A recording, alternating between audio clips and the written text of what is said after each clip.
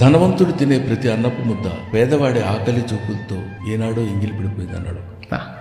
అది చదువుకొని చాలా బాగుందండి, బ్రహ్మాండంగా చెప్పాడు అని అనుకోవడం కంటే, మా ఇంట్లో ఏదైనా పండగ కానీ పబ్బం కానీ ఇట్లాంటివన్నీ జరుగుతున్నప్పుడు ఇంట్లో పిండి వంటలు చేస్తారు, నాన్ వెజిటేరియన్ లాంటిది ఏదో చేస్తారు, వడ్డించడానికి అవి తీసుకొచ్చి ఇదిగో ఇక్కడ పెట్టాను ఇక్కడ పెట్టాను అని చెప్పడానికి కొంతమంది మనకి సహాయకులు వాళ్ళు ఉంటారు. వాడు చూస్తాడు, వాడికి తినాలని ఉంటుంది, దాని మీద నాకు రైట్ ఉంది, వాడికి లేదంతే. మానసికమైన థాట్ ఒకటే, రైట్ భలే ఉంటుంది ఇది అన్నాడు.